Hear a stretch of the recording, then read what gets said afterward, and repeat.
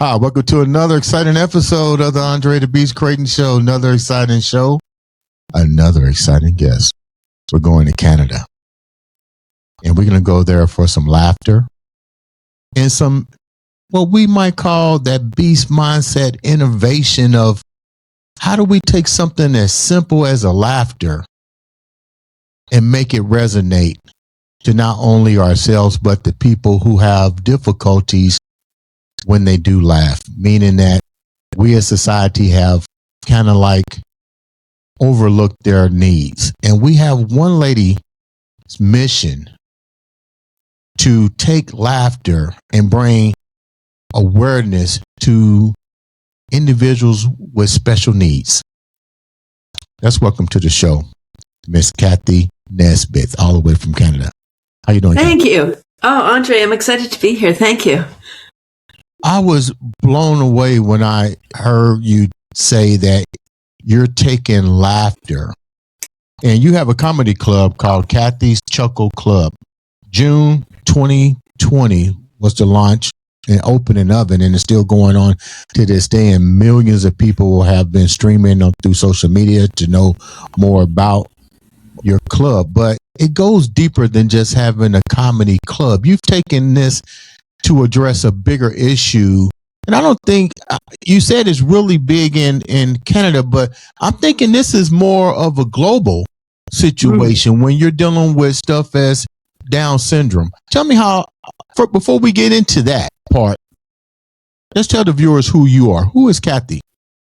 I'm located in Canada, as you mentioned, located north of Toronto, largest city in Canada.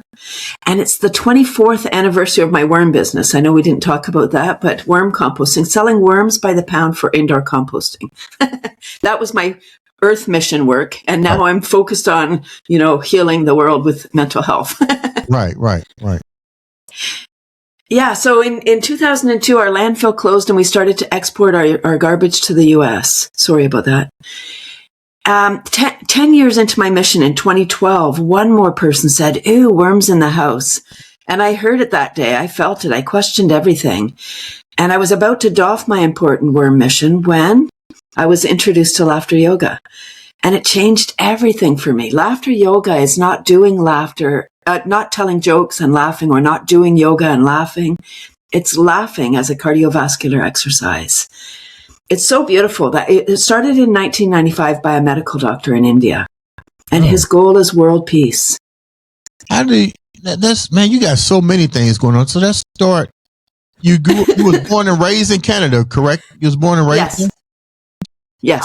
I had no idea you guys were bringing your garbage to the border. Oh no, now everyone knows. So why bring your trash to the border? I'm pretty sure there was an agreement between Canada and the United States. I don't want to get into that. But how was that brought to your attention, and how did the worm factor come in to help and try to contain a problem that seems to be a pretty big problem? Because if you're bringing your stuff across the lines because your landfills, then that's an issue. But how did the worm factor evolve out of all this? Yeah, so thank you. Great. So 6 million people in the Greater Toronto Area, half live in condos, townhouses, places without space to do outdoor composting. And I understand that not everybody composts, even if you live in a house. But if you live in an apartment, you have no option. Right. So this is indoor composting with worms. Same idea as composting outside, but done in a container with worms. They're not free-range worms. How long does it take this process to actually work, and give a rundown on how this will work for somebody that wants to try this. I don't think it's a new innovation because worms been around forever, but bringing them into your home, how does all that really work? Yeah, so any container will do. We'll say like a plastic tote is perfect. You need a carbon nitrogen mix. The carbon is shredded paper, your brown, so your brown leaves, brown grass, paper, cardboard, that kind of material. The egg cartons, the cardboard ones. That's the bedding. You need a little bit of soil, eggshells, water, and then the food. The nitrogen is your food scraps from the kitchen, your peels, your coffee grounds, tea bags, etc. The worms require both, and they eat all of this material, and their poop is the black gold. It's nutrient-rich fertilizer that we can grow more nutrient-rich food. So give to the earth and receive from the earth. Correct. Yes, that's it. How long does it take this process to usually take place when we're talking about decomposing with natural worms? Yeah, so the worms eat about half their weight. It is a process. So there's a whole ecosystem there. There's all kinds of organisms in the soil that we can't see them. They're micro. Mm-hmm. The worms are the top predator. And so all these little microbes are breaking down the food. You ask how long. There's so many factors: temperature, moisture, airflow, particle size. There's a lot of factors. So if we chop up the food, that's going to speed up the process. And then, so it's about, I would say, 3 to 5 months from setup to harvest, where you've set up your bin, you're adding your food, and then you keep on adding. You're adding paper, you're adding the food scraps. The worms are eating it all. And then in about 5 months, you'll have converted material to use in your plants or in your gardens.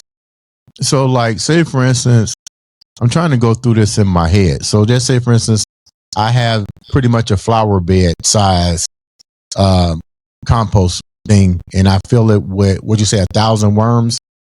Yes. Do you supposed to take the matter, the scraps, and mix it into the soil, and then allow the worms to do their job? Then you just leave it on top, or how do you do that? So you want to bury the food scraps in the bedding so you don't get fruit flies. Okay. And the fruit flies they don't cause, I don't want people to freak out like, oh, I don't want fruit flies. If you've had fruit flies and you haven't had worms in your house, fruit flies don't come from the worm bin. They come from the food you're adding in, right? Bananas, melons, anything that you don't wash before eating. Right. The fruit fly eggs are on the outside. So if you bury your scraps in the bedding, you have a less chance of having a fruit fly explosion. And then what's the maintenance? Like, once that's done, do I need to go out every day and stir the dirt up, or I just let nature take its course? Let nature do it. The worms are the turning. They don't like to be disturbed. They don't want to talk to you. They're not really pets. They're working animals. So you feed them and leave them. I would say you feed them every couple of days. If you let the scraps start to decompose first, kind of get soft and juicy, and then add that in, that's going to speed up the process as well. This is something really strange. Over 100,000 kids have gotten involved into this. It either tells me that we're getting ready to have a shift in the way in which we take care of this planet and the way in which we learn how to be self-sufficient. You deal with these with these young, inspiring minds. What are they taking away from this, from what you're teaching them? Oh, that's a great question. Toronto, like New York, like any large urban center, there's a lot of condos, it's concrete jungle. And some of these children have never seen a worm, never mind held a worm. And that's the grand finale. So when I do my workshop, the students will set up the bedding, which is fun. They get in there, they're mixing it up, getting their hands dirty. That's great. And then the grand finale is holding worms.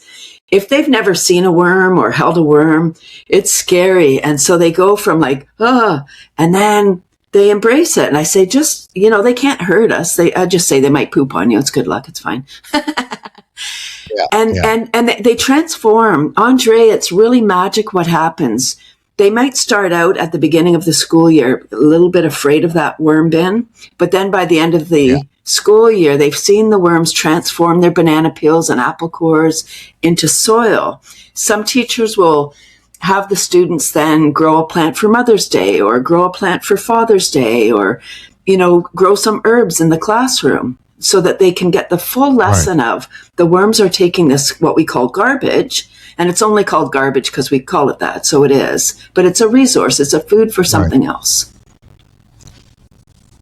Wow, that is crazy. How has your method changed the situation with the landfills? Have you brought this to your state legislature? I'm not sure how things work in Canada, but clearly this is, I won't say it's new information because it's been around forever. I just think that maybe with technology, we choose to do something that's going to make and cost money versus using the natural resources. So in other words, have you brought this up to the people that make these decisions with these landfills that, hey, this is something we can do that can save Canada tons of money and it's not costing us nothing?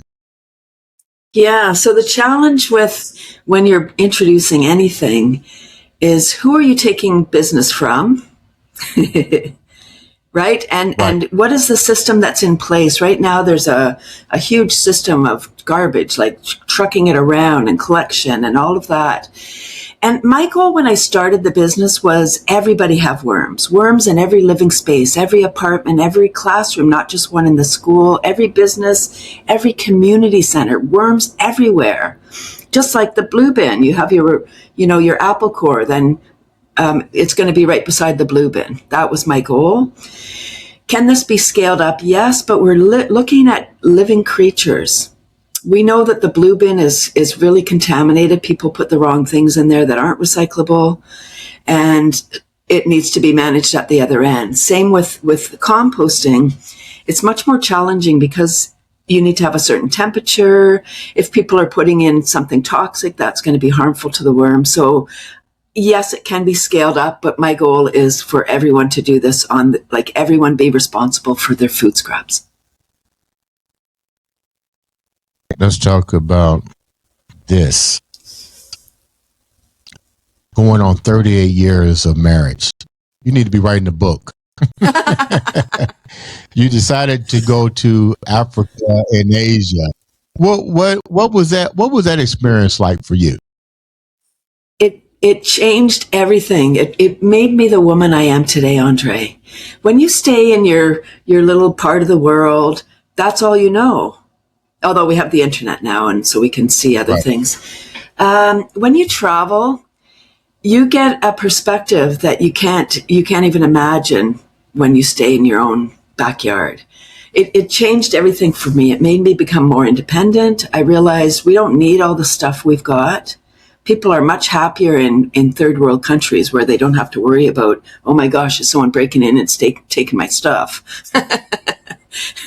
Right, the more stuff you have, the more security you need. Really?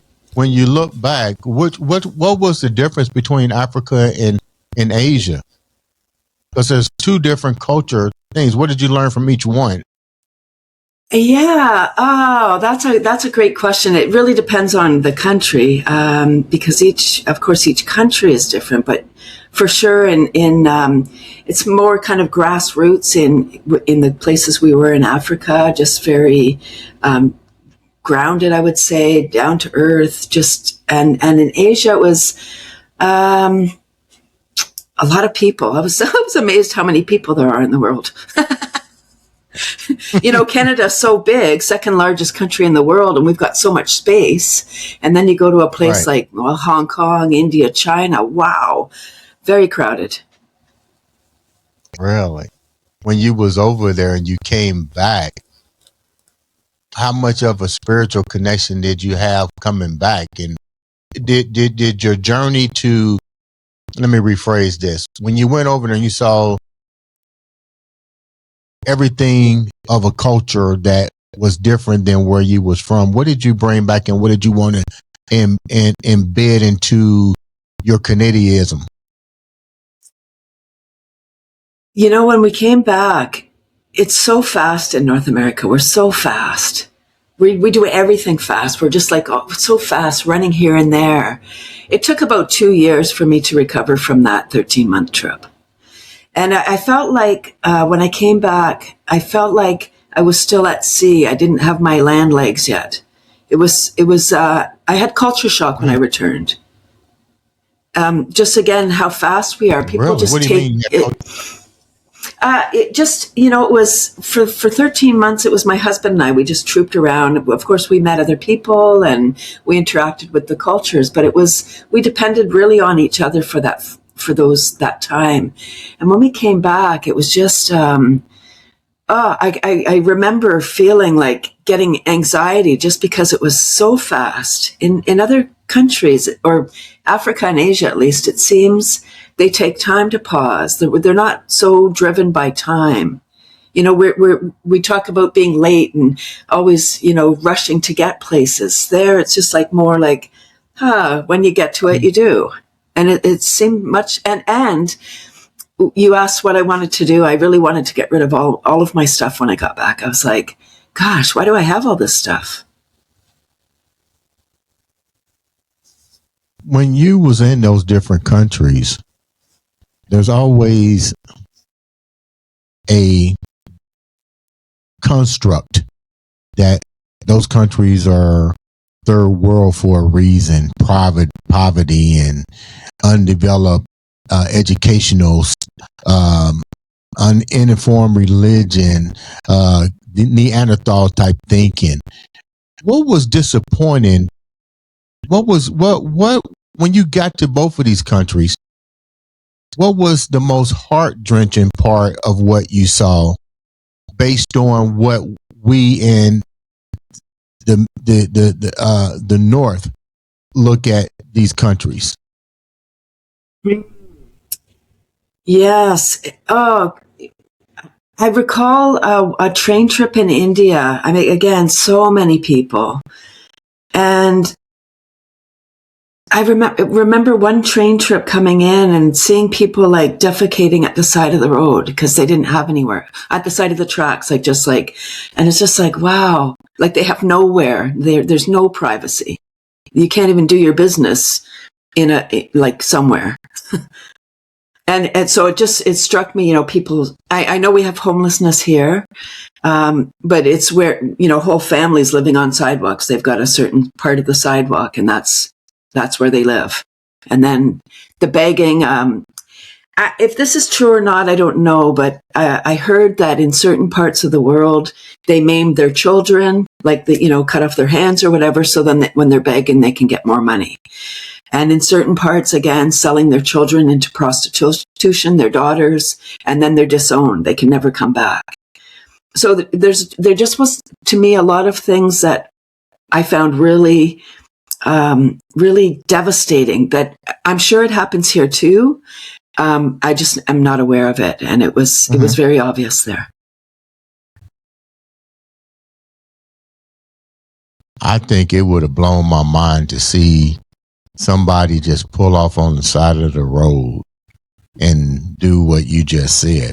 Like that would be a mind blowing to me. But when you came back and saw this stuff, I'm pretty sure it really made you think when you got back here. It made me so grateful for where I live. People say, oh, we pay all these taxes and we have so much government and all the things. Maybe we do have too many layers of government. I don't know. But we do have a lot of infrastructure, and the infrastructure costs. If you want healthcare and education and all of these things that help a society to prosper and do better. We really need to be educated, although, there's problems with our education and healthcare. Our systems seem to be all broken and falling apart at this time.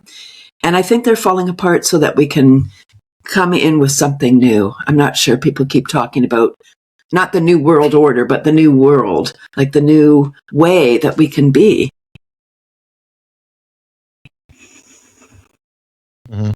Now let's talk about that because you have kind of threw your hat in the ring, so to speak, with your comedy.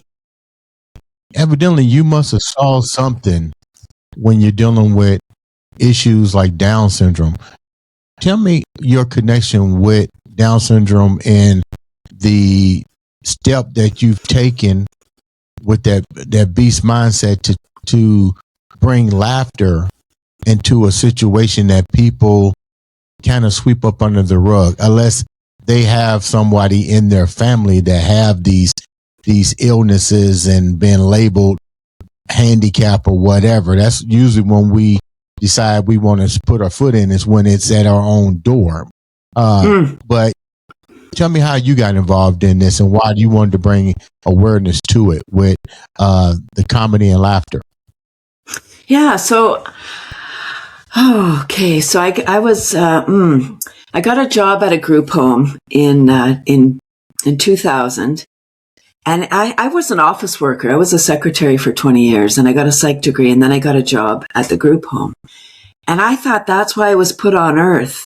I loved working with that demographic. It was so beautiful. I couldn't work with management, so I ended up leaving. During that time, I did introduce worms. So there's so much kind of a beautiful thread that goes between all of the things that I do. So I left there and went to a school working with challenged children. And then I got injured and I came home from work and there was an ad in the paper for my worm business. Okay, wait a minute. I'm telling the wrong story. So I became a laughter person. 2012, one more person said, "Ooh, worms in the house." And I was introduced to laughter yoga. In 2020, when the world was shut down, I was walking in the forest and I had a whole download because I had the experience working with special needs and I loved it. I was walking in the forest and I got a whole movie about what was coming. And I was training young adults with Down syndrome to be laughter yoga leaders, to lead laughter for their demographic. And I was like, what? I didn't even understand what was happening. The woman in my vision was the daughter of somebody that I networked with. And I'd never met the daughter. I just knew of her. So I called up this a woman that I networked with, and I said, I might be your odd caller of the day.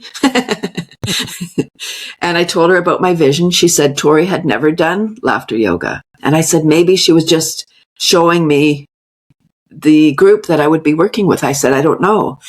She connected me at that time with a day program that her daughter was attending. A whole plethora of mental illness. 7 or 8 young adults with Down syndrome and then others. I would go every Friday and do laughter yoga with them. And it was so beautiful. The part about laughter yoga is it's not telling jokes. It's not doing yoga. It's kind of like Simon Says, do what I do and follow me. Folks with Down syndrome, just to give a little bit of background on Down syndrome, it doesn't know socioeconomic status or borders. It just is. It's global. It's everywhere. And folks with Down syndrome, it's not even really an illness. It's just an extra chromosome. It's a way of being. They have a thing called gummy ear, so they don't hear properly.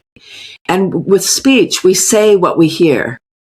So if somebody with Down syndrome hears you say, you're saying computer, but they hear pewter, they're going to repeat, oh, I'll work on the pewter. They're not going to say it proper. So speech is an issue. They have trouble with their eyes. They have a lot of issues. But they're, for the most part, very happy people. Right. Right? They're very loving. They're happy. They have very little anger, which is so beautiful. And they love dancing. And what I learned in 2020 when I had that download, I had that experience. One day I went, and when I came out, so these are young adults, 21 and older individuals, and they would be sometimes on their cell phone. I thought it wasn't my place to ask them not to be on their cell phone. They're just doing what they see. Right. Right? And they're adults. So if they want to be on their phone, who am I to say you can't do that? Okay. So one day I came out of, we finished my laughter and I came out, I was leaving. One of the staff was outside having a smoke and he said, I keep asking Eric not to be on his cell phone. And I was like, oh, I didn't even know that was an option. The next week we were on Zoom. There was an outbreak at the place. So we were online on Zoom. And I said, so there's Eric sitting front and center and he's on his phone. So I said, hey, Eric, I know this laughter thing is silly, but what about for this one day if you just put it aside and play full on? So he did. And the next time we were in person, we always start with the name game. So you say your name and you start laughing because it's not jokes or comedy and our name is not funny. But right. I say, right, I'm Cathy, ha ha ha. And then the next person goes and then we're all in. So I said, okay, it's time for the name game. Who's going to start? Eric jumped up and he stood beside me. He started the name game. And I noticed that everybody else, when Eric was at the front, played more fully. They saw themselves at the front. Really? And so I said to Eric, hey, how would you like to be my assistant? And he loved that. He was like, oh yes, right now he's the big guy on campus. So good. Mm-hmm. And again, so whenever Eric was my assistant, the others played more fully. Now, Down syndrome or not, it didn't matter. They were like, oh my gosh, I could be up there. Right. Some days he didn't want to. He was kind of buried in amongst his friends. And I said, you never have to be up here.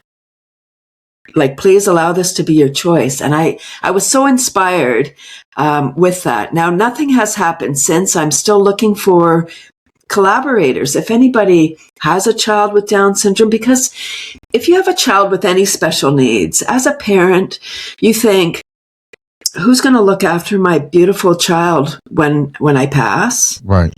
Who's going to love my baby like I do? Right. Right. So I really want to create a whole community with people that are seen. When I was growing up, folks with special needs weren't even in schools, or they were in like special school, like special rooms or something. And, they were made fun of and they weren't out in community. Thank goodness now people are visible because we don't even know what we can learn from people with special, like the nonverbal folks, the ones that, we don't know. You was sharing something about the laws where you live that at 21, they're pretty much out on their own with mediocre resources and mediocre funds to sustain. How do you address that when this system has been put in place for so long? I mean, it was appear to me that the people who unfortunately have to deal with this would band together to rewrite the policies that are enabling them to, let me put it like this, to back off what you said, to enjoy a better quality of life. Does that make any sense? Yeah. To be able to get the resources and all the things besides saying, okay, we're going to give you this. And like you said, if somebody dies or something, are they going to be able to really function off of what society is giving them? Or are they just going to be cast aside? They'll be just put in a facility somewhere. And so that's part of the challenge. I just to speak to the enormity of this problem, folks with special needs don't have a voice. They can't advocate for themselves for the most part because they don't have the words, they don't have the means. And so it's really challenging. I mean, it's like homelessness. It's like all these issues. If there's no money there, if they're not the ones contributing in, they don't have the big dollars to pay. I don't know what the solution is. Just that our system is really broken. When you do this laughter thing at your comedy club, how big is the rally with people that feel the way that you feel? I have a lot of support. There's a lot of people that really understand the magnitude of this beautiful gift, which is laughter. Like, ever heard the expression laughter is the best medicine? Yeah. A long time ago. I don't hear it anymore. It's funny. I don't hear it anymore. Right. We've forgotten how beautiful it is, because today we're living in a perpetual state of stress. We're wearing stress as a badge of honor. Like, I'm so busy. Oh, I'm so tired. I don't have time for that, because we don't put ourselves first.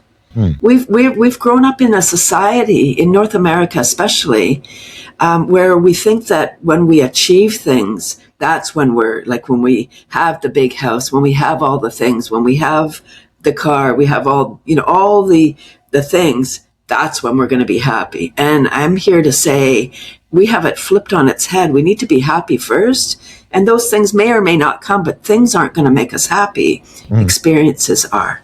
Well, just think about it. Use yourself for example. You go to Africa and Asia, and you see what is labeled as third world countries, living in the Stone Age and behind on technology, and you realize they're probably more happier than you. Yeah, it's a little strange to see somebody desiccating on the side of the road, but you can still see that they're, let's put it like this, somewhat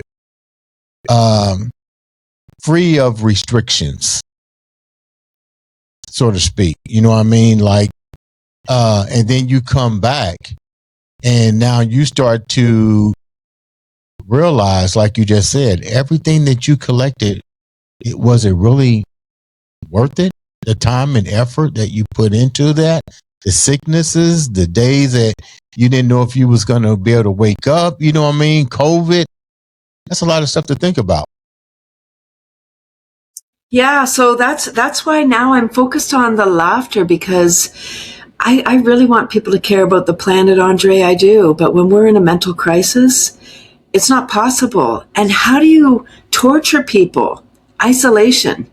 So we had a global isolation project going on. I'm not talking about if was real or imagined or how it came about. Nothing about that. But when you isolate people, even when you're in prison, you don't want to be in solitary. Right. So what did we do? We made everyone stay on their own, like 6 meters apart or 6 feet or whatever it was. Masked, all the things, staying inside, shaming people, neighbors squealing on others if they had somebody over. I mean, it was really a divisive time. And I believe that is still, the residual is still here. There's people still struggling from that time. What? You're married. What's your husband's take on this? Because I see this situation with you not doing this solo. I see if you've been married for 38 years, he has some say so in this. Like, what is his take on your, I'm gonna call it your Joan of Arc quest? When you're together for long term, and it's a beautiful, loving relationship. I would say that there's a lot of give and take. There's a lot of compromise. There's a lot of, we've done a lot of work. And I think anytime in a long-term relationship, there's times when you come to a plateau, like it's like, okay, this has been fun. I'm going this way, you're going that way, and you separate. Or you go, okay, I want to work together still. So you do some work and you go together and you go another platform. And then, so we've had a few of those. I think about this because I grew up in a broken home. So my parents were divorced when I was 7. And at that time, it seemed that everyone was still together. So I was the oddity. Now it's weird if your parents are still together. So I get that it's kind of commonplace for everyone to be separated. My husband came from a family that they don't have any drama. There's no shenanigans. I don't even know how that could be. and so I think when my parents split up, my dad was alcoholic and all kinds of shenanigans going on there. I was like, I don't want this. Somehow in my mind, I thought, I don't want this. And I think my husband thought, this is what I want. Because here we are, we came from different backgrounds, but yet we've made it work.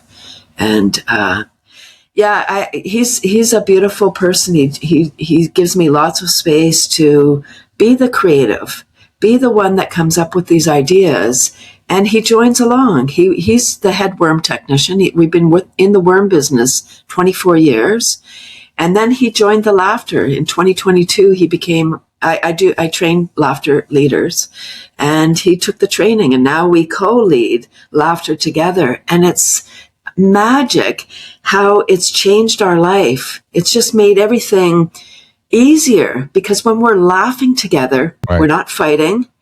If we're getting to a kerfluffle, there's a thing in laughter yoga called argument laughter. So you just start like waggling your finger, laughing, ha ha ha. Because when we're arguing, not us, anybody, when you're having a fight with somebody, your frontal lobe is disconnected. You're now operating from your reptilian brain. You're just spewing out stuff, and you can't get it back in. It doesn't go back in. It's out now. Right. So it's best if you don't spew all those things out. If you can manage your nervous system first by having a little laugh, you laugh, ha ha ha. Okay, let's have an adult conversation now. What do we want to? How long did it take for you to master this craft? Because let's get real, 38 years, going on 38 years of marriage, where you thought what your husband's lifestyle was couldn't be, because what you known as the norm was separation and so forth. How long did it take to really master the technique of laughter as being a salvation piece to maintaining the level of communication and respect for one another in your relationship for 38 years? It was a challenge. It was a challenge for Rick to, that's his name, for Rick to get into the laughter. His story is different. I say that he was laughter hesitant for about 10 years. Like he would leave the room. And then, so his story is, because we came to the worms together and we're together, like they say codependency is not good, but I would say we are codependent. We're like one. We troop around together, and it's great. It does work for us. And then in 2022, we were walking in the forest, and I said, I've got a training next week, and there's only one student, and they're paid, so I guess we're going ahead. And he turned to me and he said, maybe I'll take the training. There was never any talk of him taking the training. I was like so surprised. And so when he took the training, it just changed everything, because now we can laugh together. And I think with the laughter, it really helped me, because I'm a little bit intense. I want stuff now. I am very fast, and I get an idea and I want it to come to birth right now. I don't want to wait. Yeah. He's much calmer than I am. So he's kind of the yin to my yang, if that makes sense, where I'm like I'm yang energy, and he's more yin, where it's like, okay, let's think about this. I'm like, I'm the big picture person here. Let's do this. And he's like, well, what's our next step? I'm like, I don't know next step. I know this. So how long has this laughter treatment or method been around, and how do you teach laughter? Do you tell a joke at somebody?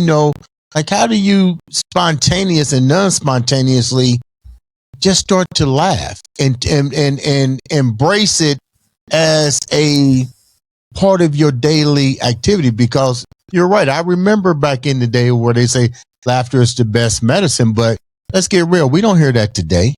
How do we gravitate? Let me put it like this. You teach this. So I'm getting ready to put you on the spot right now. How would you first teach somebody how to incorporate this into their daily activities to see a difference in how they approach life, to make them interested in learning more about the craft? Did I say that correctly? Absolutely. Yes, I got it. Okay. So laughter yoga is not doing yoga and laughing. It's not jokes or comedy, because jokes are cultural, right? Two people going somewhere, not funny for those two, probably about them. So laughter it's a cardiovascular workout, laughing for the health of it. When we understand the power, how potent this magic medicine is, we're going to embrace it. Yeah. You know, we don't meditate once and we're done, check it off the list, go jogging once, have a good night's sleep once and go, okay, I did that. Yeah. This is a practice. So what with laughter yoga, it's the yoga part of laughter yoga is the practice of the laughter and the deep diaphragmatic breathing. So there's little games to inspire the laughter. There's clapping. So you're clapping palm to palm. You're activating meridians. So the rhythm is 1, 2, 1, 2, 3. And the words are ho, ho, ha, ha, ha. Here's a wonderful part about laughter wellness or laughter yoga is our body doesn't know the difference between real and simulated laughter. Our brain does. Right? Our brain's role is to keep us safe, conserve energy and keep us safe. Right. Which is why we go to the family function and we get into the fight with our sibling again. Right. Because they said that thing, they trip the wire and we get back into that fight. The brain's like, oh, I know what to do here. With laughter yoga, we're in our body. So our body's secreting, as soon as we smile, we start to secrete the love drugs. Dopamine, oxytocin, serotonin, and endorphins, the love drugs, the happy hormones versus cortisol, adrenaline, epinephrine, the stress chemicals. Angry hormones. The angry chemicals, right? Yeah. And when we're stressed, which we talked about, we're living in stress all the time now, blood, lymph, oxygen leaves our frontal lobe to go into our muscles so we can escape, even if we're escaping from our mind. So laughter just forces us, like we don't have to think, oh, breathe in, breathe out, because when we're laughing, we're exhaling. Ha, ha, ha, ha, ha. Ha, ha. In order to ha, ha, ha, we got to take a deep breath in and continue ha, ha, haing. Right? So our brain requires 25% more oxygen than the rest of our body as an operating principle. So when we're stressed, like ever lost your keys and you're flapping around, you're like, where are my keys? I got to go. Yeah. You're getting more stress because your brain knows where they are, but it's literally deprived of oxygen. I just had that happen yesterday. Sorry. Yeah, it's like, seriously, I was looking for my keys, like, okay, where are my keys at? Okay, so next time that happens, I can't stop you from losing something. Sorry about that. But what I can do is give you a technique. Next time you're flapping around looking for something, stop, take a nice deep breath in, laugh it off, apologize to all those that you just yelled at. Yeah. And then your keys will be right there. Like, oh my gosh, they're right there. I didn't even see them, because we get tunnel vision when we're stressed. Yeah. It's funny that, you came on the show to talk about laughter therapy. When I created the I Am Beast radio station, I put myself into one category that I know people had to deal with: the morning rush and coming home.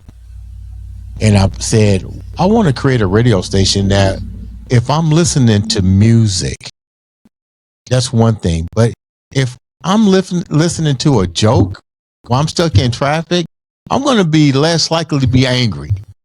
Right? Yeah. Yes, I love it. Yeah, but a lot of people couldn't see that vision on what I was doing simultaneously through audio. Like, okay, you're at your work hour, you're stressed about trying to go to work. If you listen to the I Am Beast radio station, you're going to hear great music, but you're going to hear a lot of laughter. To make you go, wow, that's funny, and kind of, like you said, change that brain wave for a moment, and that you were tunnel vision on. So I'm 100% with what you're doing. I even sometimes use myself as an example. I would sit at the desk and I would find something to make me laugh. You know what I listen to? This makes me laugh all the time. That show that's in Canada, that came out of Canada, where the guy would do the pranks on people and stuff. Rick Mercer? It's a joke. It's some type of joke thing, and they just get people on the street and they just do these crazy skits, man. Just for laughs. Just for laughs. Oh my goodness. That's addictive. Like how you laughing now. That's my to go to when I'm, want to laugh. I say, oh, let me go to just for laughs. And it's just funny how you even doing a prank on somebody that don't know is funny. You know what I mean?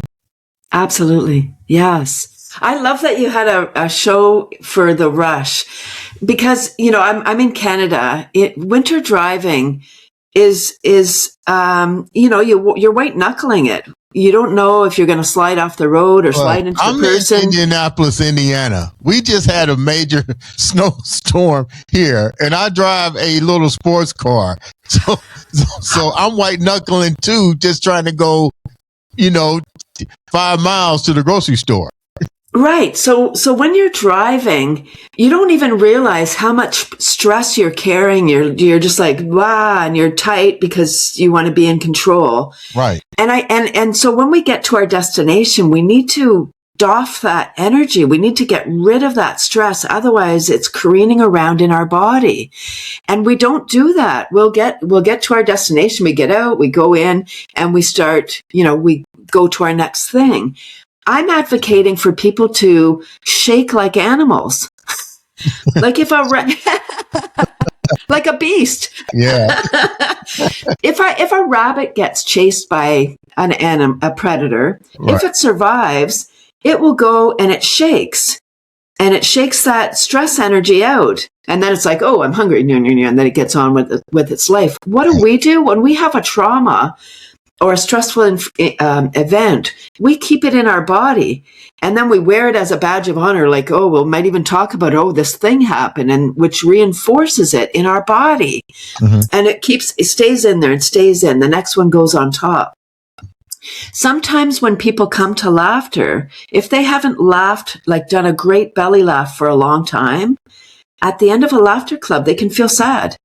Like tears can well up and a good laugh. That happens to me, yeah. But it's such a comforting feeling because anything that I might have not unprocessed is now out, and I'm not really thinking about it anymore. It's kind of like, wow, you know what I say? Damn, I needed that. Right? I love that. Yeah, that's what I say. Damn, I needed that. But I do it. I think another thing too. I kind of using myself as an example with your laughter method and theory. I think that we're so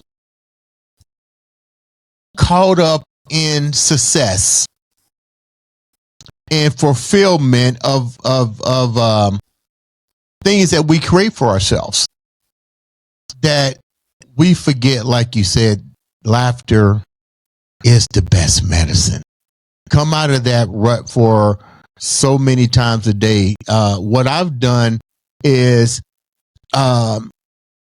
treat it like I would an exercise regimen. I'm going to take this little bit of time and I'm going to just sit back and laugh for a little bit. You know what I mean? Just get it out. Nobody has to, hear me long as I know I'm doing it. You know what I'm saying?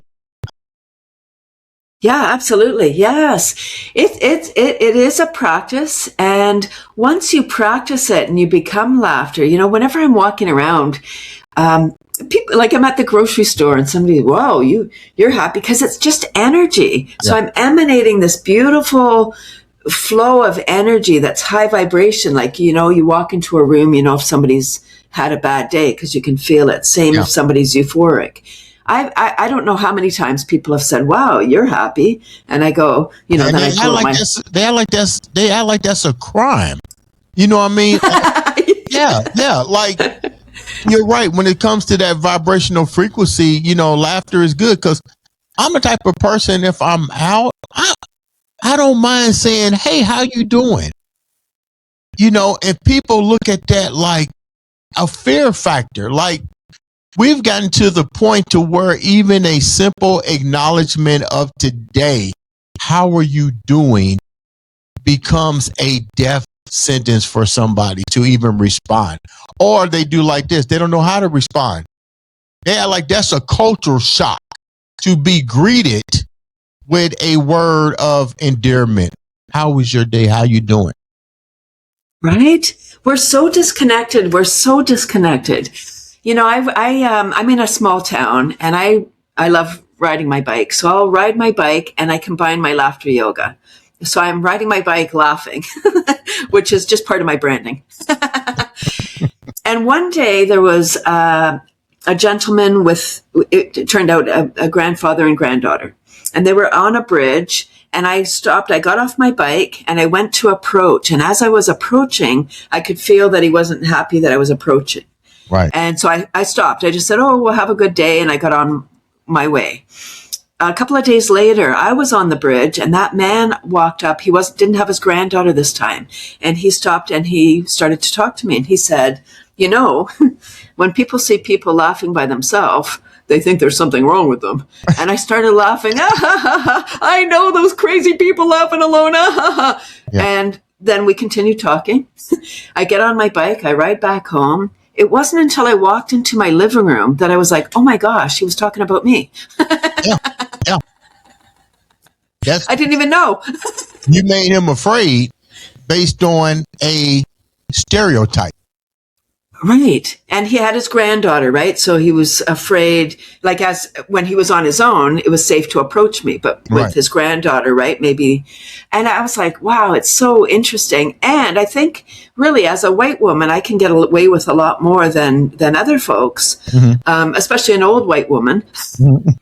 Like people probably just like, oh, there's that crazy laughing woman.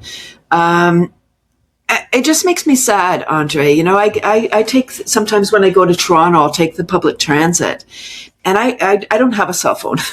I know I'm going to have to join the world one day, but I look around. I was about to ask that because we sent the text, and you know what I said? This is no lie. Right before you came on, you know what I said? Does she not have a cell phone? You sent me a text? Oh, I've never texted. Yeah, I'm like, because we always send a text to let people know, hey, it's time for your show to air, blah, blah, almost like a confirmation. And I got thinking, does she even have a cell phone? That's so funny. That's funny that you even thought that, because people are really surprised when I tell them I don't have a cell phone. But when I'm on this public transit, people are either on their phone or they're sleeping. Yeah. Like nobody's looking around. Like I just want to meet someone. I love meeting people. I love surprising people. Like, just someone sitting beside me starting to talk. And like you said, like it's so weird. People are like, oh, what's wrong with this person that they're talking to me? I think that we've gotten into a situation to where isolation is the new communication. Meaning that if I embrace myself into a device that's going to tailor to what I want, because the devices now listen and the algorithms feed what you're thinking, you become my Siri. You become my safe spot. I don't have to worry. I create an avatar illusion mentally, physically and emotionally, even spiritually, through my mobile device that I don't really, excuse my French, I don't really need human connection. And this makes it a little bit easier now for me to allow technology, AI or computers to basically run my life because I've given my free will over to the next level of communication. I don't need to talk to humans anymore because now I become fearful. Now that was a download. That's the fear factor that we see every day when you go to a store, or like you said, you went up to that guy just to be nice, and his thought process was, people that talk to themselves are crazy. You see what I'm saying? So we created this monster by eliminating the old saying, how this story started, laughter is the best policy, but also communication to laughter is also the great policy too. Right. Everyone, I believe, and I think this is true, that everybody can teach us something. Yeah. Everybody knows something that you don't know, and they could teach that to you if you took the time to get to know them. Before we wrap up, I'm going to go back to something that's still very crucial that we need to pay close attention to. And on this platform, we not only tell people to challenge that beast mindset, but to make sure that beast mindset is going to be used to help the masses. Let's go back to the laughter and the dealing with the Down syndrome and other individuals with some type of mental thing. How was that being accepted, and are you seeing some a call to action from other people? Again, I'm still looking for people. This is not a solo mission. When I had that download in 2020 about the vision, I contacted the founder of Laughter Yoga. He's in India, medical doctor. And I asked him if anybody in the world was doing this, because there are laughter clubs in over 120 countries. So I thought, I don't need to reinvent the wheel. If somebody is, I just need to be connected. He connected me with somebody in Turkey doing work with folks with cerebral palsy. And that's admirable, but that's a different demographic. Right. And so I was like, okay, it's up to me. So I'm still looking to create that. I know it will be something that is going to be life-changing for a lot of people and their families. I think it's going to give a lot of peace of mind to some parents who they're just wondering what is going to happen with their child. Imagine if your child is so happy, they're laughing and they're leading laughter and they're getting paid for the privilege of laughing with people. Yeah, and I, as a former trainer, I used to train a lot of children that had mental complications, and Down syndrome was one. Matter of fact, I can't mention her name. When I went to get my knees done, the Dr. Erdo was like, "Hey, one of my nurses wants to meet you." She said she knows you, and I'm thinking, well, who is this person? And find out I was training her son who had Down syndrome. Wow, so beautiful. Yeah, and I was like, oh yeah, I remember that individual, and you just brought something to my mindset, because she did lose her husband, and I remember your son, you know what I'm saying? And I can just imagine what you must be going through, knowing that there may or may not be resources to deal with this, especially if the child is now an adult. What happens? Right. And one of the challenges with folks with Down syndrome is they're so trusting. Yeah. They love everybody. And that can be a challenge because not everybody's nice. What do you need from people? This is a call to action. What would you like people to do to help support you, even if you might know somebody that has Down syndrome? What do you need?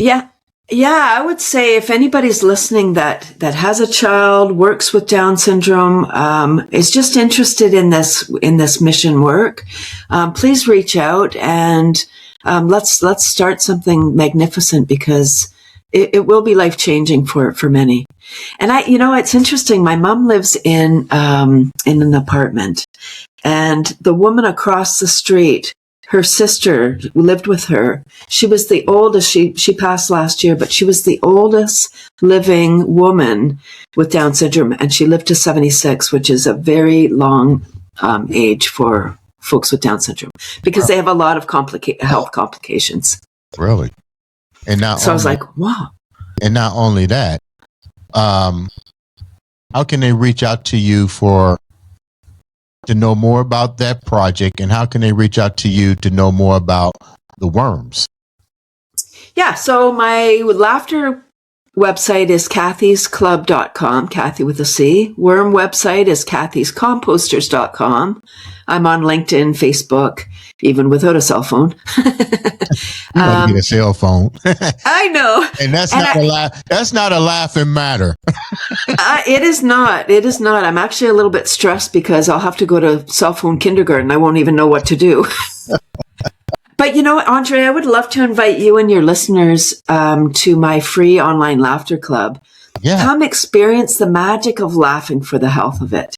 It's Tuesday mornings, 9:30 a.m. Eastern, 30 minutes of super fun self-care. I incorporate tapping, brain gym, qigong, energy modality just to help people get out of stress and into joy. Because when we feel good, we do good. Yeah. And the world needs more do-gooders. Now, how can they log in to be a part of that? It's cathysclub.com, and then just at the top, there's a link to register.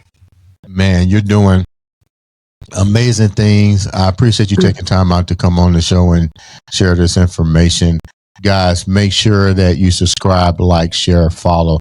All it takes is one click of one of those social media platforms to make the difference in somebody else's life and even change yours.